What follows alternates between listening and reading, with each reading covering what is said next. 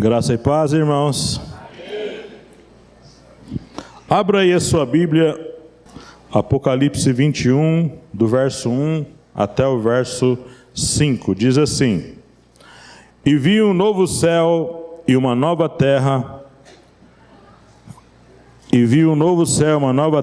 porque já o primeiro céu e a primeira terra passaram, e o mar já não existe.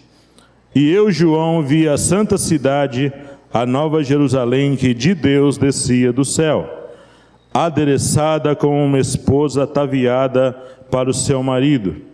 E ouvi uma grande voz do céu que dizia: Eis aqui o tabernáculo de Deus com os homens, pois com eles habitará, e eles serão o seu povo, e o mesmo Deus estará com eles, e será o seu Deus. E Deus limpará de seus olhos toda lágrima, e não haverá mais morte, nem pranto, nem clamor, nem dor, porque já as primeiras coisas são passadas. E o que estava sentado sobre o trono disse: Eis que faço novas todas as coisas. E disse-me: Escreve, porque estas palavras são verdadeiras e fiéis. Quando nós falamos aqui de uma promessa, de uma expressão chamada novos céus e nova terra, às vezes nós ficamos a pensar: como será isso? Como exatamente está escrito no Velho e no Novo Testamento? Não dá para estudar escatologia só ficando no Novo. Tem que estudar e investigar bastante o Velho Testamento. Tem muita coisa que Deus revelou para os profetas lá, que não falou para João. E tem coisas que Deus falou para João e não falou para os profetas do Velho Testamento. Vou falar sobre alguns pontos aqui ligados a essa doutrina do novo céus e da nova terra. Esse é o tema da mensagem: novos céus e nova terra.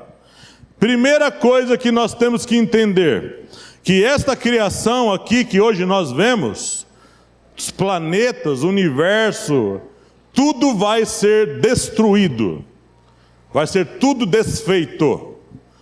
Algumas coisas a se pontuar com a vinda definitiva de Jesus, após o reinado milenar. No final do reinado milenar, tudo deixará de existir e as coisas irão para o seu destino eterno após o juízo final, que eu falei domingo passado.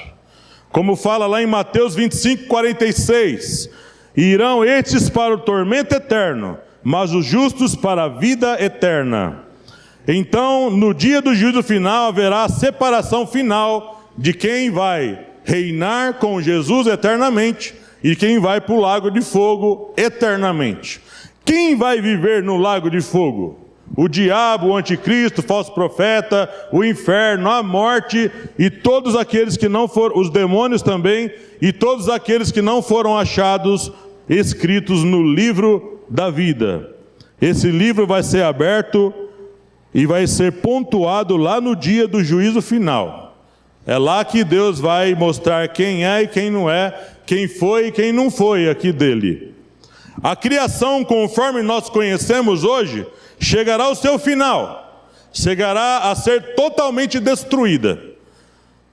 Eu vou pontuar porque isso vai acontecer, mas abra aí na segunda epístola de Pedro, capítulo 3, segunda de Pedro, capítulo 3, pertinho aí de onde a gente leu, só volta um pouquinho, segunda de Pedro 3, o verso 7,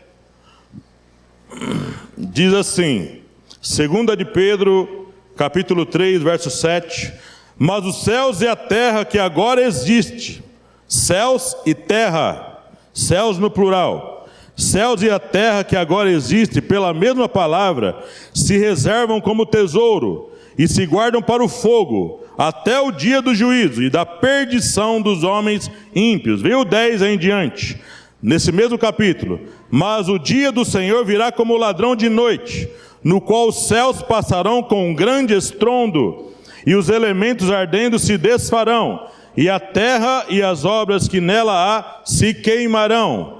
Havendo, pois, de perecer todas essas coisas, que pessoas vos convencem em santo trato e piedade, aguardando e apressando-vos para a vinda do dia de Deus, em que os céus em fogo se desfarão e os elementos ardendo se fundirão. Mas nós, segundo a sua promessa, aguardamos novos céus e nova terra em que habita a justiça. Vai ser tudo desfeito, irmãos. Todo sistema, universos, exoplanetas, os planetas que estão descobrindo aí, os sóis, não existe só esse sol do nosso sistema solar, da chamada Via Láctea. Existem outros sóis, maior do que esse sol que nós temos. Vai ser tudo desfeito. As estrelas mais longínquas do espaço, que algum telescópio consegue enxergar, você vê hoje, daqui a algum tempo não vê mais, porque morreu. A morte contaminou tudo, irmãos.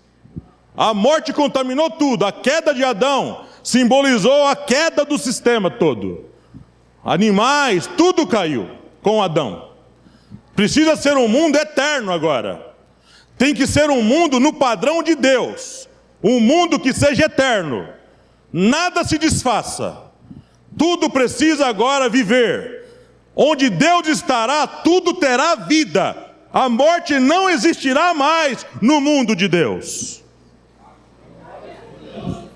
E Jesus é o reconciliador. Segundo ponto do novo céu e da nova terra é que Jesus é o reconciliador de tudo, céus e terra. A morte de Jesus já foi uma coisa planejada e estabelecida antes de que tudo existisse. A morte de Jesus, a sua morte expiatória, substitutiva, e que arrancaria tudo de mal da existência, já foi feita antes que o mundo existisse, porque a morte dele precisava atingir a parte espiritual e a parte física também. É uma doutrina, irmãos, que pouco se fala sobre a expiação de Jesus na parte espiritual e na parte física existencial. Veja aí Apocalipse 13, verso 8, a parte B. Apocalipse 13, o verso 8, a parte B.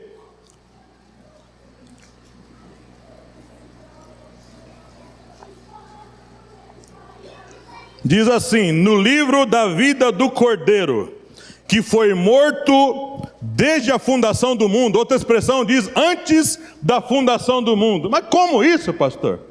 Jesus veio, esperou não sei quantos mil anos para vir e morrer. Como ele morreu antes da fundação do mundo? Deus não foi pego de surpresa com a queda do homem. Deus não foi pego de surpresa com a queda de Satanás. Deus sabia todas as coisas e sabe todas as coisas. Mas Deus não pode fazer as coisas por força e interferência. O amor a Deus não pode ser um amor por pressão, tem que ser espontâneo, voluntário. Deus não pode interferir no arbítrio e escolha do homem e dos seres que Ele criou. Eles têm que ter liberdade de escolher. Mas Ele estabeleceu um tempo onde tudo seria realizado e cumprido. Deus trabalha num negócio chamado dispensação, tempos para executar propósitos. Então, todo o propósito de salvação do homem, de restauração de céus e terra, já estava pronto no propósito de Deus. Deus não foi pego de surpresa. O plano já estava feito e concretizado na cabeça de Deus. Nosso Deus é um Deus de propósitos firmes e imutáveis, irmãos queridos. Ninguém muda a cabeça desse Deus tremendo. Se você ler Colossenses 1:20, Colossenses 1, versículo 20, diz aqui o eterno propósito de Deus de resgatar, de restaurar e expiar tudo que Ele criou. Colossenses 1:20, que havendo por Ele feito a paz, pelo sangue da sua cruz, por meio dele reconciliasse consigo mesmo todas as coisas, tanto as que estão na terra, como as que estão nos céus. Lá nos céus houve uma mancha. Alguém passou por lá e trouxe mancha para lá também. A obra expiatória de Jesus trouxe reconciliação de céus e terra. Jesus tinha que ser 100% Deus e 100% homem, 100% físico e 100% espiritual. Mas a obra dele foi um desafio. Ele tinha que vir aqui e cumprir o seu propósito, porque ele sabia que nas mãos dele estava a reconciliação de todas as coisas, irmãos. Por isso que Jesus é hoje o centro de todas as coisas, irmãos. A Bíblia diz que Deus fez dele Senhor e Cristo. Esse Jesus que voltará um dia, não é um Jesus molenga, que vai sofrer na mão dos pecadores. É um Jesus juiz, Senhor, Deus Todo-Poderoso. A vinda de Jesus, irmãos, causará espanto e assombro na terra. As pessoas vão se esconder nos montes e nas cavidades das rochas, querendo fugir da presença do que está voltando. Os homens mais poderosos que hoje zombam dele, que tiram sarro dele, vão ter que acertar as contas com ele. Nada ficará oculto diante dos olhos daquele com quem nós temos que tratar. Jesus é o reconciliador de tudo, céus e terra. A pergunta que se faz: onde estão as pessoas que morrem hoje? Quem morre hoje perdido e quem morre hoje salvo? Está onde essas pessoas? Essas pessoas estão aonde?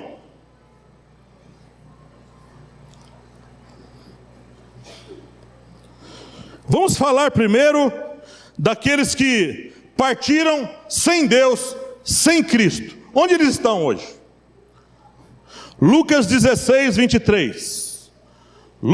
Evangelho de Lucas, capítulo 16, versículo 23. Lucas 16, 23.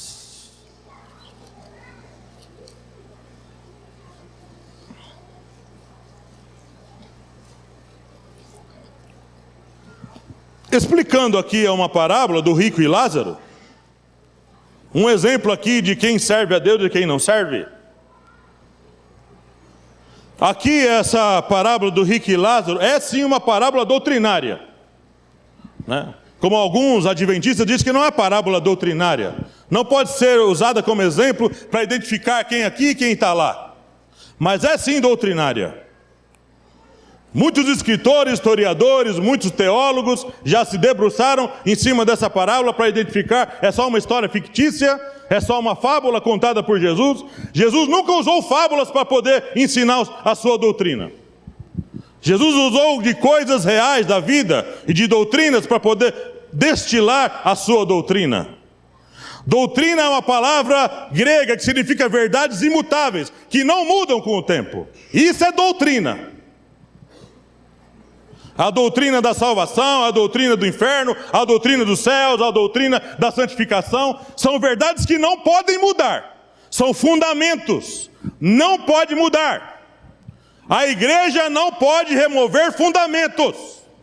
Se um pastor remover fundamentos, ele vai acertar com Deus também. Uma igreja tem que ter fundamentos que são imutáveis. É aqueles 7 fundamentos de Hebreus capítulo 6. Fundamentos, e essa é uma doutrina também. Onde estão as pessoas que partiram sem Deus?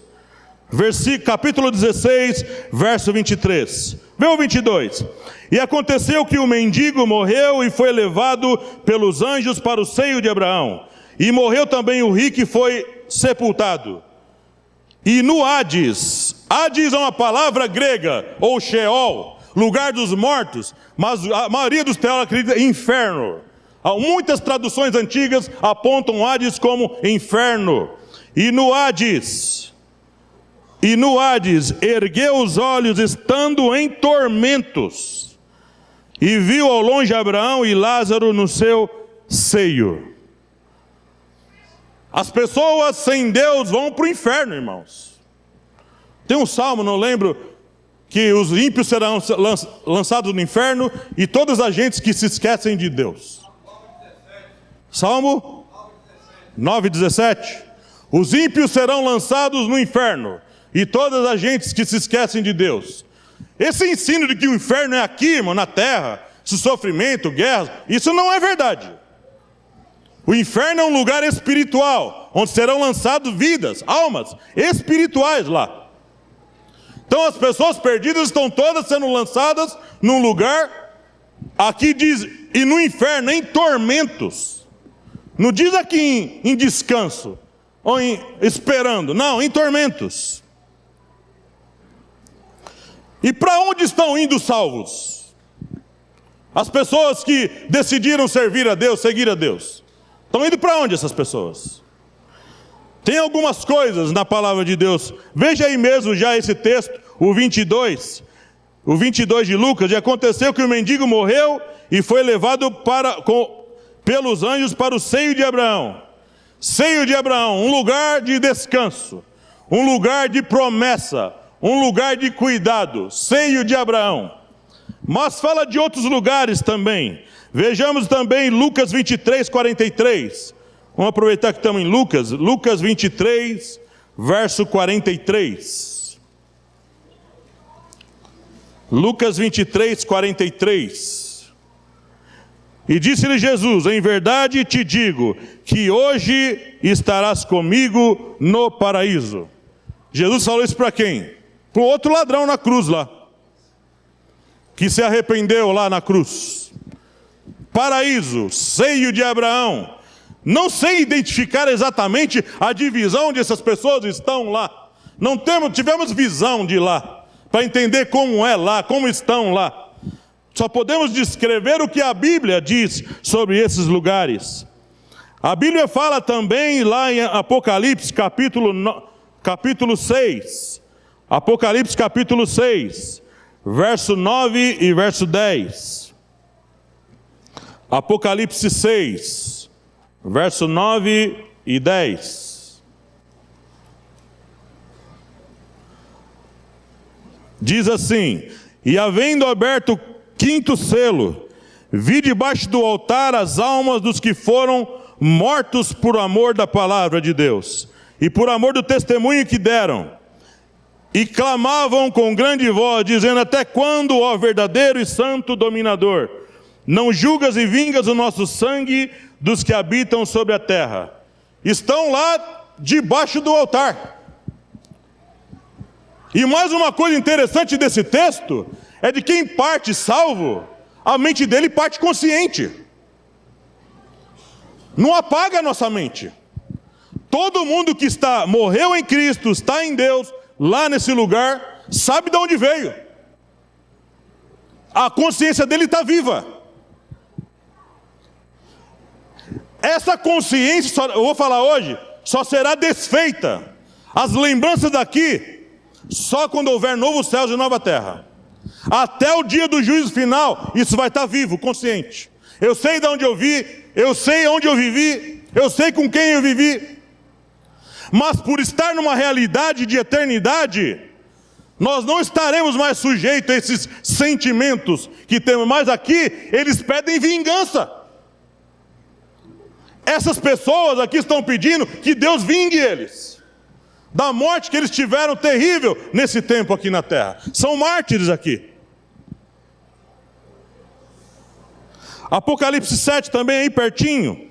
7, o 9, versículo 9.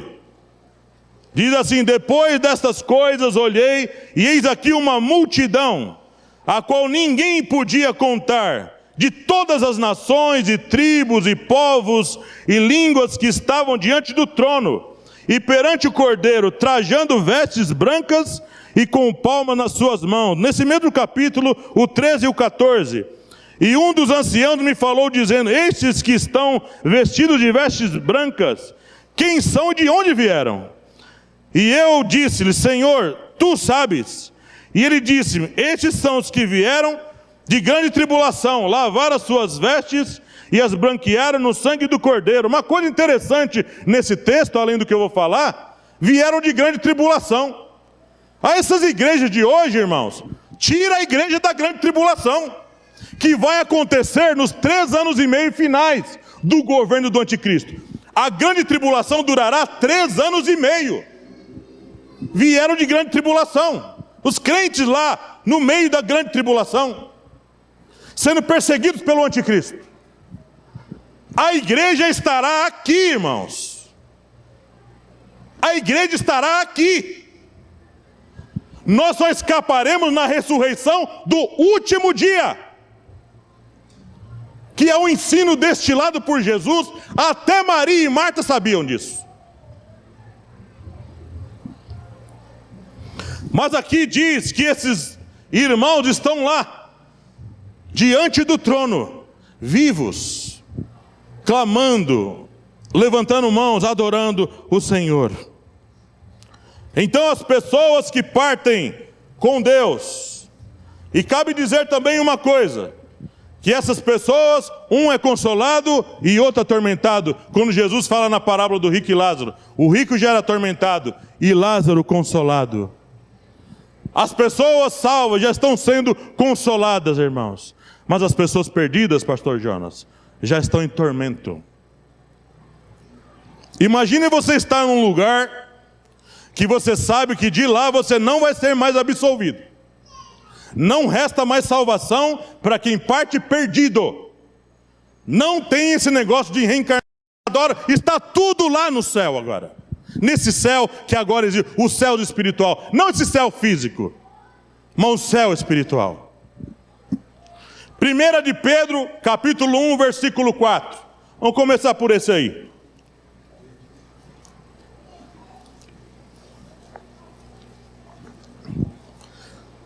Primeira de Pedro 1,4.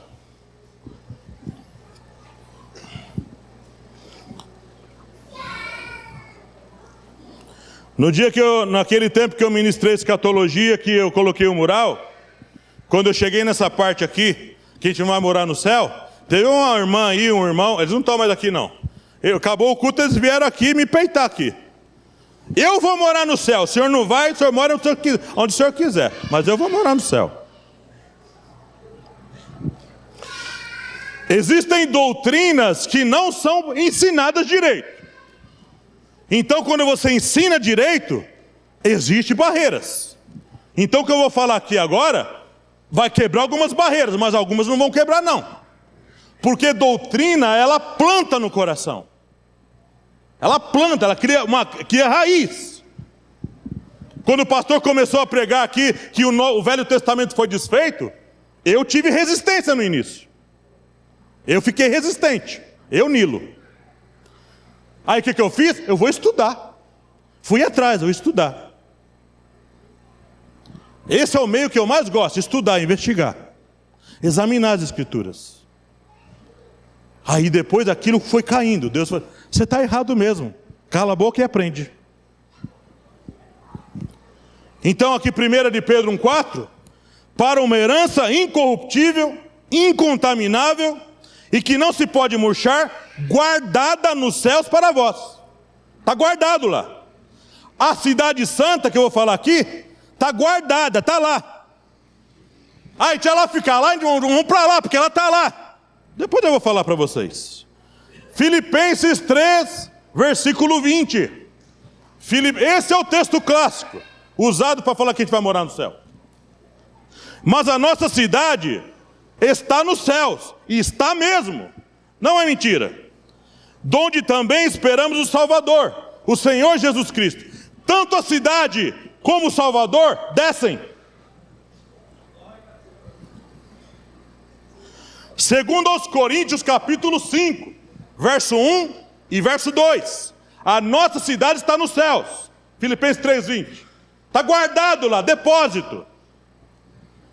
Juntai tesouros no céu, onde nem a traça, nem a ferrugem, nem o ladrão pode pegar. Ninguém pode pegar, está guardado nas mãos do poderoso. Segundo aos Coríntios 5, verso 1 e verso 2. Porque sabemos que se a nossa casa terrestre deste tabernáculo se desfizer, temos de Deus um edifício, uma casa não feita por mãos, eterna, nos céus. E por isso também gememos, desejando ser revestido da nossa habitação, que é do céu. É do céu. Nossa habitação está lá nos céus. É o reino dos céus, não nos céus.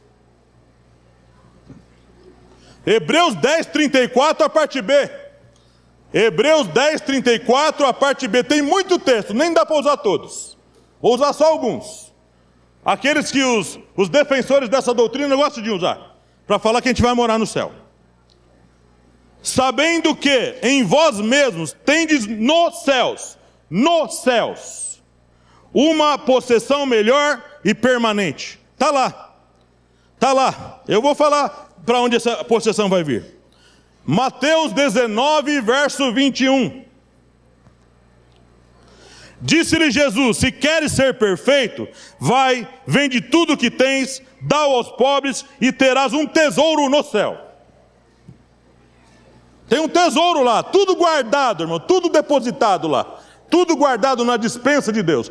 Tudo, exatamente tudo hoje está no céu. Tudo, nada está em outro lugar. Tudo que diz respeito aos santos está tudo no céu. Os próprios santos salvos estão todos lá guardados nos céus. Mateus 8:11. Mateus 8:11. Mas eu vos digo que muitos virão do Oriente e do Ocidente e assentar-se-ão à mesa com Abraão, Isaque e Jacó no reino dos céus. No reino dos céus. Esses santos estarão também lá, e hoje eles estão lá. Se você for hoje, morrer hoje, você vai se deparar lá com Abraão, Isaque, Jacó, José, todos os santos, os irmãos aqui que já morreram, Oswaldão, a irmã Antônia, o Odilon, toda essa turma aí. Estão todos lá nos céus, guardados, no paraíso, no seio de Abraão, debaixo do altar, diante do trono. Eles estão em algum lugar lá, guardados, esperando o grande dia da volta do Messias.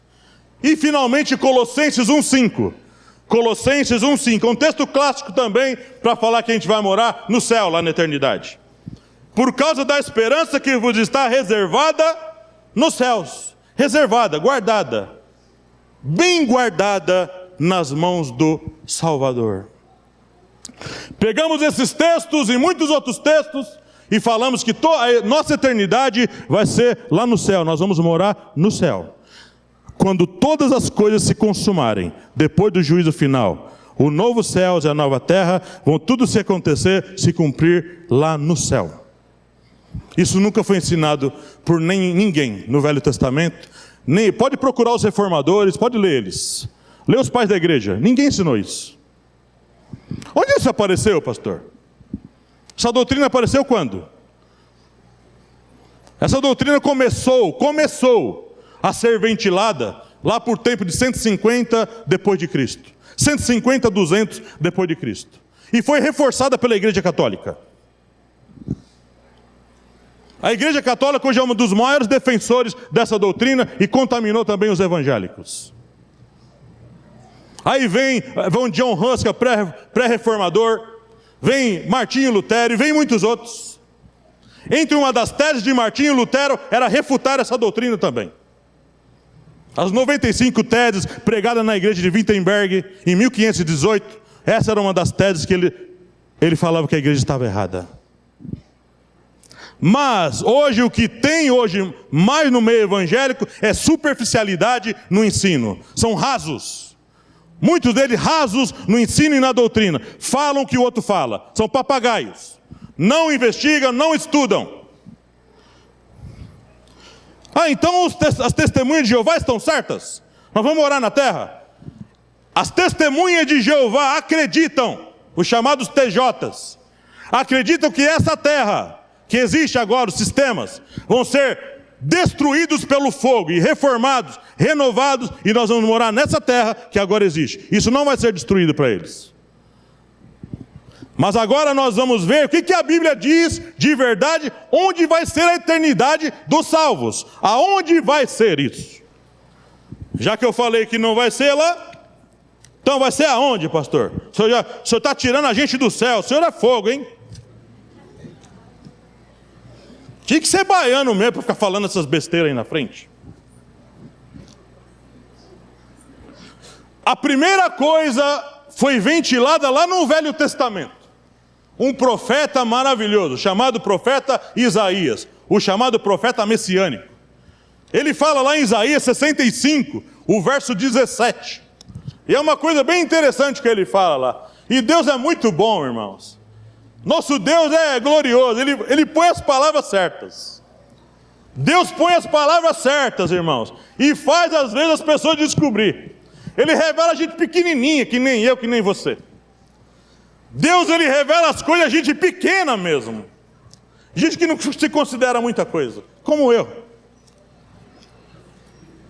Isaías 65, 17. Olha o que está escrito lá. Porque eis que eu crio céus novos e nova terra, e não haverá lembrança das coisas passadas, nem mais recordarão. Tem um segredo nesse versículo. Um segredo que eu quero compartilhar com vocês. Aí não diz que eu faço um céu novo, eu crio. A mesma palavra usada em Gênesis 1:1. Crio, bará. Crio do nada. Como os planetas e tudo que existe veio do nada, não existia. Os céus novos e nova terra não existem. Não vai ser feito de coisas que existem. Vai ser novos céus, nova terra. Tudo novo para um povo novo que vai entrar lá.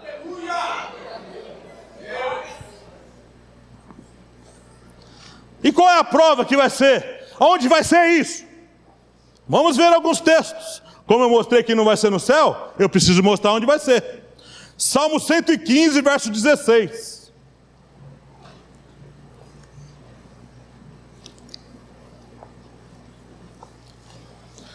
Salmo 115, verso 16. Os céus são os céus do Senhor, mas a terra deu a ele aos filhos dos homens. O céu não foi criado para o homem morar.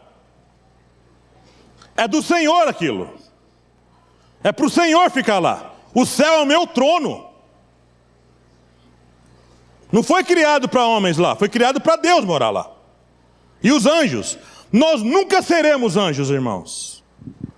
Deus fez as criações da maneira certa. Os anjos, os querubins, lá nos céus. E o homem para morar na terra. Deus planejou isso já na eternidade. Salmo 37, 9b e o verso 29 do Salmo 37. Salmo 37, o 9b diz assim: aqueles que esperam no Senhor herdarão a terra. 29, os justos herdarão a terra e habitarão nela para sempre. Na terra, para sempre. E que implica dizer na nova terra. Na nova terra, que Deus vai criar do nada. E Isaías 65, verso 9, a parte B. Isaías 65, verso 9, a parte B. E os meus eleitos herdarão a terra, e os meus servos habitarão ali. Habitarão ali, na terra, na nova terra. Provérbios 2, 21, são muitos textos, eu só peguei alguns. Provérbios 2, 21, porque os retos habitarão a terra, e os sinceros permanecerão nela. Daniel 7, verso 27, e o reino, e o domínio, e a majestade dos reinos, debaixo de todo o céu, debaixo do céu, não é no céu, serão dados ao povo dos santos do Altíssimo, e o seu reino será um reino eterno, eterno. Só tem texto no Velho Testamento, pastor? Mateus 5,5. Palavra de Jesus. Nem Jesus ensinou isso. Bem-aventurados os mansos, porque eles herdarão a terra. Herdarão a terra. A nova terra é a nossa herança, irmãos.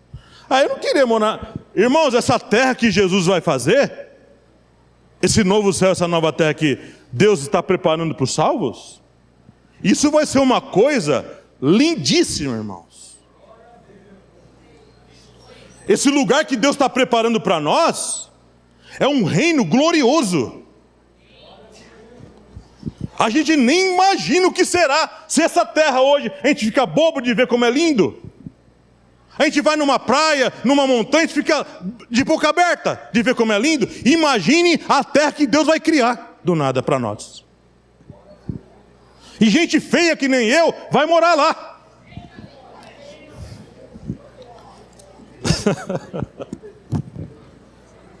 Lá vai ter orelhudo, cabeçudo, vai ter gente feia, bonita, vai ter gente alta, gente baixa, mas todos serão salvos do Senhor. Apocalipse 21, verso 2 e 10. Eu não falei lá que todas as coisas estão sendo colocadas como depósito? Agora o depósito desce. Apocalipse 21, verso 2 e verso 10. Eu só vou falar o 2, porque o 10 é uma réplica, é a mesma coisa. A santa cidade, a nova Jerusalém, que de Deus descia do céu. De Deus desce do céu. A cidade desce, irmão querido. A cidade não fica lá, ela desce para a terra. Deus quer tabernacular. Irmãos, a doutrina do tabernáculo tem que ser entendida. O tabernáculo ficava junto com o povo lá. Deus sempre quis habitar, andar com a gente, ser um de nós. Deus sempre quis ter comunhão com a gente que atrapalhou tudo.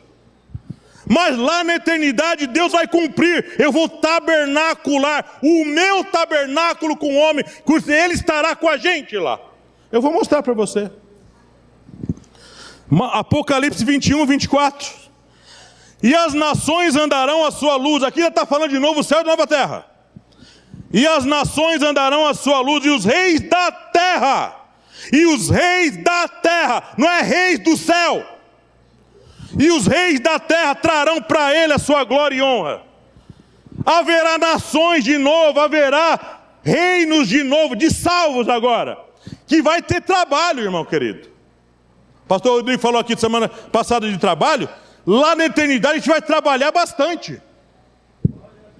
Mas não vai ser cansativo que nem agora. Tem que pegar esses busão tranqueira que a gente anda hoje. Não é andar nessa vida cheia de poeira, gente, coisa feia nesse lugar. Lá vai ser tudo bonito, irmão querido. Graças a Deus por isso. Meu cabelo vai voltar para a cabeça, sabe? Muitas coisas vão acontecer lá. Tudo vai, não vai ter mais aleijado. Gente aqui que é aleijado, gente que é com defeito. Tudo vai ser perfeito no reino dele. Até essa cidade, até essa terra que Deus tem para nós, tudo vai ser perfeito como Deus é perfeito. A cidade desce. A cidade desce. É uma cidade reino. A Nova Jerusalém é uma cidade reino. E Deus estará lá com Jesus. Eu vou ler agora para vocês. O trono vai descer. A Bíblia diz que o trono vai estar na cidade. O trono de Deus e o trono de Jesus vai estar na cidade. Esse negócio de ficar separado, buscando a Deus através de oração, acabou, irmãos. Lá na Nova Céu e Nova Terra, acabou. É relação face a face. Abraço, é carinho face a face. Todo dia, toda hora. Quando você quiser. Para nunca mais acabar, Norina. Vai ser triste ficar lembrando das coisas. Não. Isaías 65, 17. Acabei de ler. Porque eis que crio céus novos e nova terra. Não haverá lembrança das coisas passadas. Nem mais se recordarão. Nunca mais, pastor Jonas. Não vou lembrar de nada daqui, irmãos. Nada, nada, nada, nada, nada. Não vou lembrar. Deus vai dar um apagão geral. Vai dar uma bugada, um zero. Sabe? Deus vai apagar da nossa mente tudo que nós lembramos, vivemos nessa existência. Tudo. Será tudo novo, começar tudo de novo. No novo céus e na nova terra. Graças a Deus que vai ser assim, irmãos. Ficar de olho no relógio. Algumas coisas interessantes nesse novo céus e nessa nova terra. é que não haverá mar. A gente já leu aqui. Não vai haver mar. É difícil tentar explicar isso. Eu já tentei ir atrás, estudar, por que Deus vai extinguir o mar, os oceanos. Não vai ter. E não haverá mar. Já fala em Apocalipse 21:1. Não haverá mar. Não vai ter não vai ter luz da lua, nem luz do sol. Não vai ter. Diz que o brilho da glória de Deus vai iluminar o lugar. Diz que a cidade tem a glória de Deus, a cidade, essa cidade reino que desce, tem o brilho da glória de Deus. Uma cidade que brilha, irmãos. Tem um maluco aí que diz que pegou um telescópio e diz que conseguiu filmar milhões de quilômetros luz aí, e diz que viu um negócio brilhante no céu, e ele falou que era Nova Jerusalém. É uma piada, né, irmãos? Isso.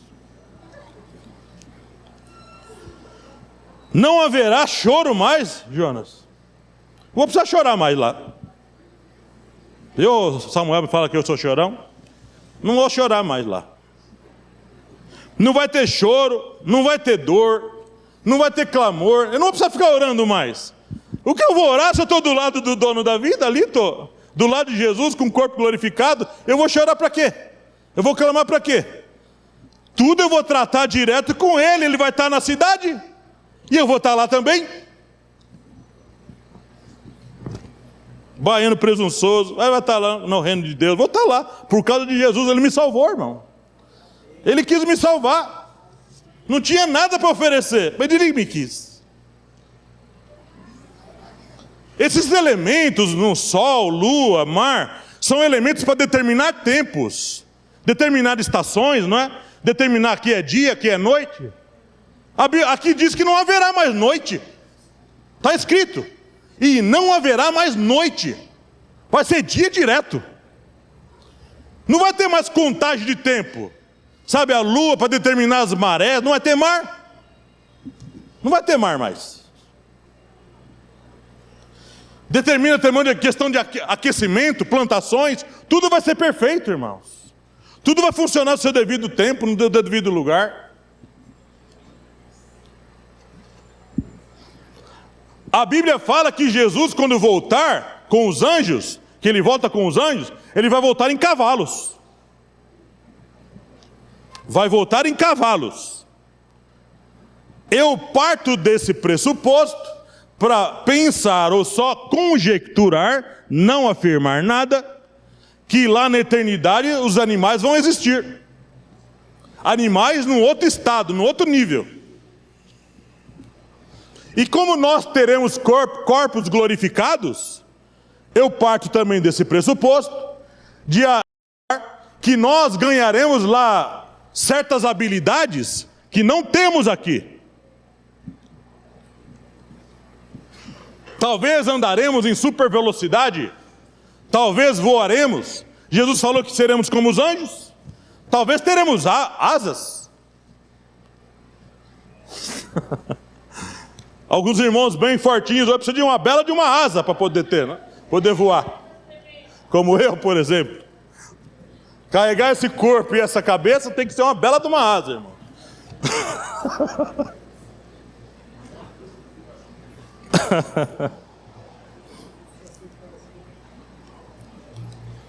Então lá nós teremos certas habilidades que não temos aqui. E tem mais uma coisa, né, mãezona? Vai ter mais enfermidade. Teremos um corpo 100% saudável. Nossa mente trabalhará 100%, irmão. 100% sábio, 100% conhecendo. Mas tem uma coisa que nós nunca vamos atingir. Nós nunca seremos Deus. Apesar de estarmos no nosso estado perfeito, nunca seremos como Jesus é. Toda a vida aprenderemos com o Messias, pastor Disseu. Isso aí mostrará que os seus servos o servirão. Lá nós entenderemos que mesmo estando assim, num lugar tão perfeito, seremos servos.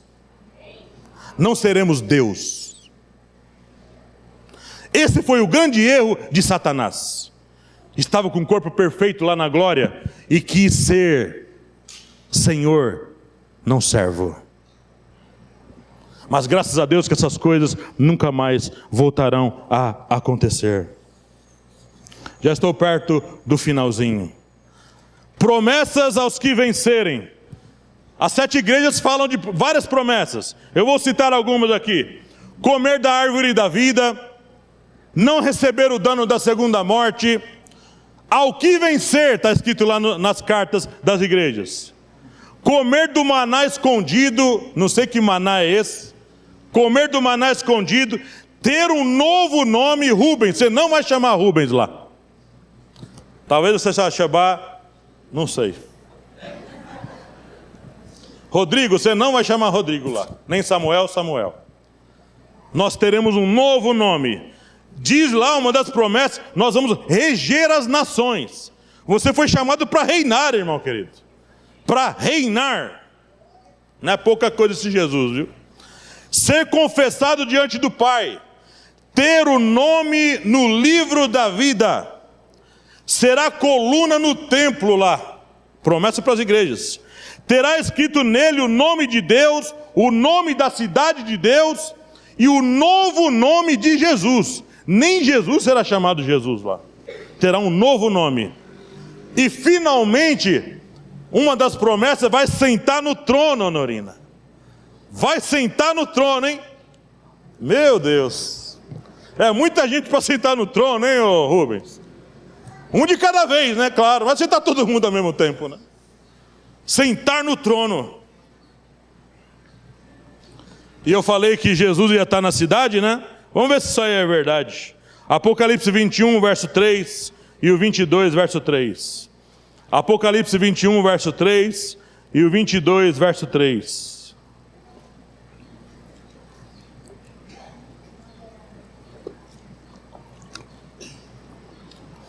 Apocalipse 21, 3 diz assim: e ouvi uma grande voz do céu que dizia: eis aqui o tabernáculo de Deus com os homens, pois com eles habitará, e eles serão seu povo, e o mesmo Deus estará com eles e será o seu Deus. Capítulo 22, verso 3. E ali nunca mais haverá maldição contra alguém, e nela estará o trono de Deus e do Cordeiro, e os seus servos o servirão. O trono que está lá no céu vai para a cidade. Deus transporta o seu trono e o Cordeiro também para a cidade, que desce do céu.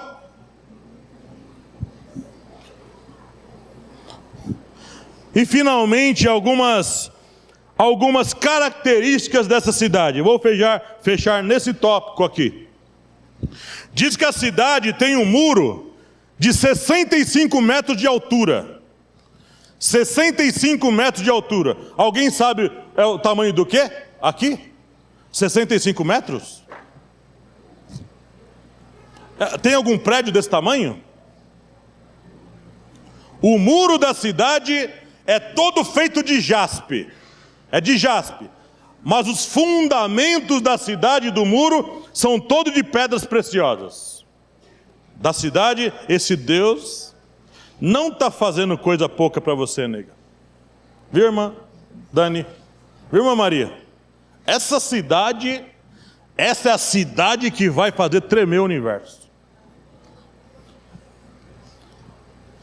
A cidade é toda de ouro puro. Mas não se fala que nem nos hinos pentecostais, andarei nas ruas de ouro. Não tem uma expressão no Apocalipse, nem no Velho, que vamos andar em ruas de ouro. Não fala a expressão ruas, mas fala que a cidade é toda de ouro. A cidade tem uma praça toda de ouro e tem um rio que sai do trono de Deus. A cidade vai ter 12 mil estádios de altura, 12 mil estádios de comprimento e 12 mil estádios de largura. Mas que medida é essa? 2.200 quilômetros de largura, 2.200 quilômetros de comprimento e 2.200 quilômetros de altura. Eu fiquei curioso com essas medidas e fui fazer uma pesquisa. Hoje, nesse sistema que a gente conhece, se você voar até 18 quilômetros, você atinge a troposfera. Se você andar de 18 até 50 quilômetros, você atinge a estratosfera. De 50 até 85, a mesosfera, onde os corpos celestes pegam fogo. Se vem algum meteoro, alguma nave atinge esse nível, eles entram em combustão, eles pegam fogo. De 85 quilômetros até 640 quilômetros para cima, tem a exosfera. E daí por diante é espaço sideral. Até 1.000 quilômetros. A cidade tem 2.200 quilômetros de altura. Se essa cidade existisse hoje, quem morasse no topo ia ver o céu, ia ver o espaço. Essa é a altura da cidade. Jesus falou: na minha casa, na casa do meu Pai, há muitas moradas.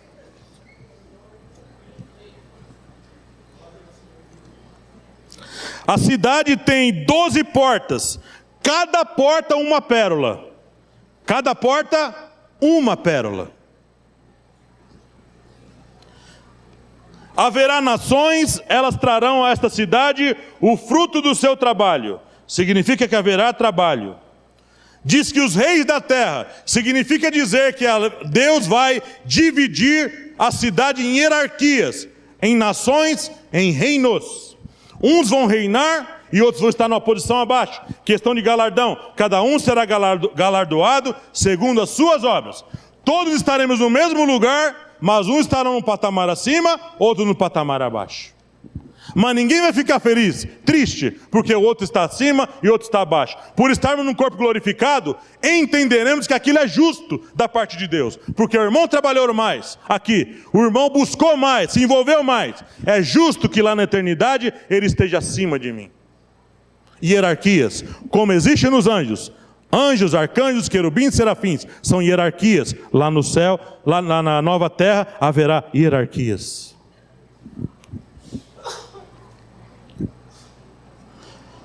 E a parte melhor que eu queria fechar essa mensagem é Apocalipse 22, 4 e depois 22, 17. Vou fechar aqui esse estudo e fechar o estudo escatológico.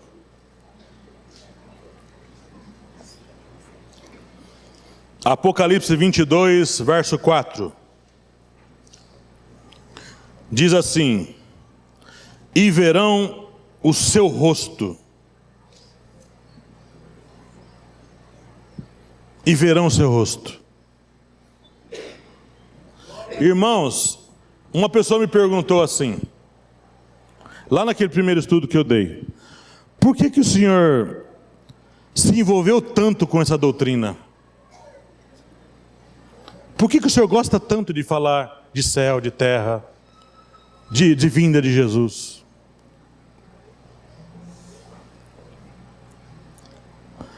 Eu não quero falar isso para desestimular você a viver bem aqui. É bom viver bem. É bom ter um carro, é bom comprar um apartamento, é bom fazer todas essas coisas. Satisfaz a gente uma realização, uma conquista pessoal aqui. Fazer uma viagem para um lugar bonito. Eu já fiz essas coisas. Fiquei feliz quando cheguei nos Estados Unidos. Que realização, que lugares bonitos, que pontes grandiosas. Quando eu fui para Nova York no meu primeiro ano, eu andei naquelas construções. Sabe, eu me sentia ali, sabe, indigno de estar participando daquilo. Vendo, andando, sabe, em todas aquelas ruas.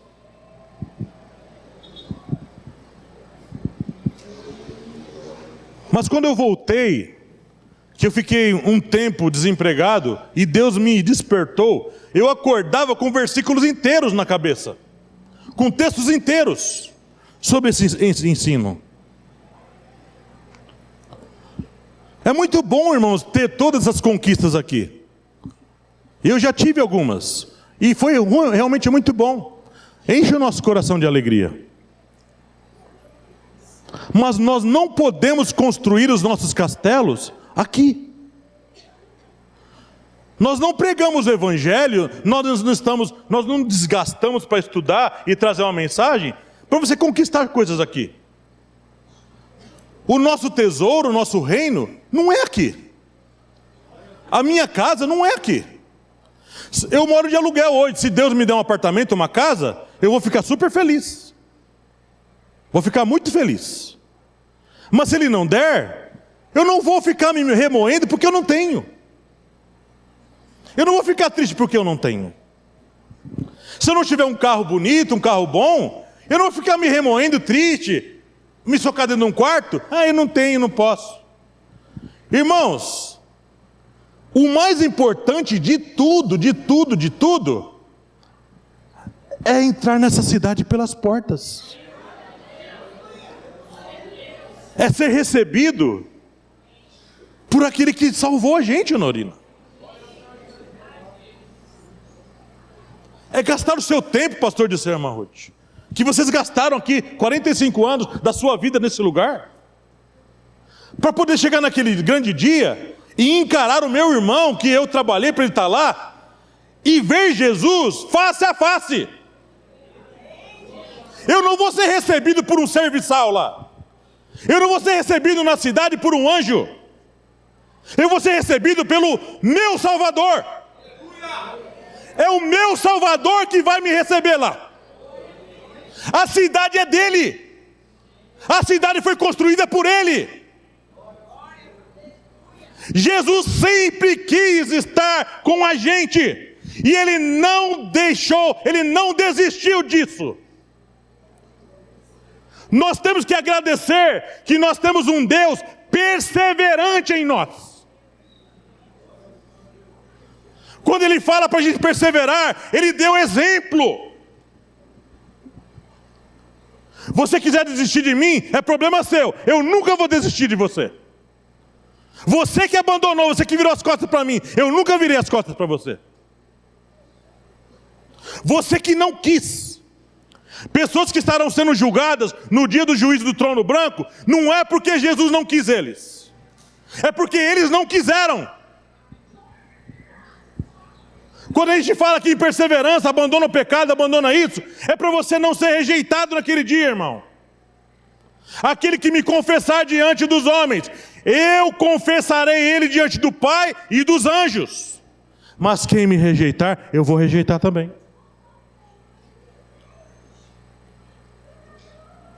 E diante de uma promessa tão grande, e promessas tão grandes, não dá nem para falar tudo, é muita coisa. Não dá para falar tudo, é muita coisa. De uma cidade tão grande assim, que é um cubo.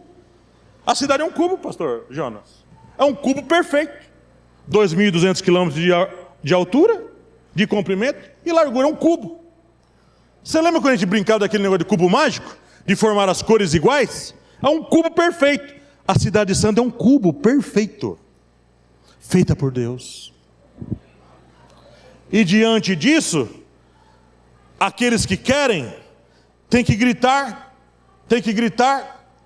como João quase que gritou, ele estava quase que gritando isso. Apocalipse 22, 17. Pode pôr aqui? Apocalipse 22, verso 17. Olha lá. E o Espírito que está hoje trabalhando aqui na igreja, cuidando, sabe, renovando a gente, edificando a gente, o Espírito também está bradando aqui com a gente. O Espírito e a noiva é a igreja de Jesus em toda a terra, em todos os tempos. Dizem, vem, Maranata, vem logo. E quem ouve, diga, vem. E quem tem sede, venha, e quem quiser, receba de graça da água da vida, que é Jesus. Jesus é a água da vida. Ele que vai nos receber lá naquele dia.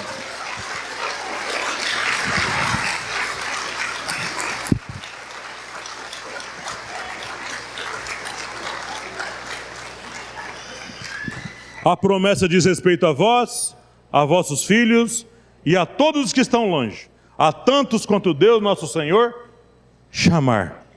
Então vamos aceitar o chamado e aquele grande dia vamos entrar na cidade pelas portas. Graça e paz, irmãos queridos.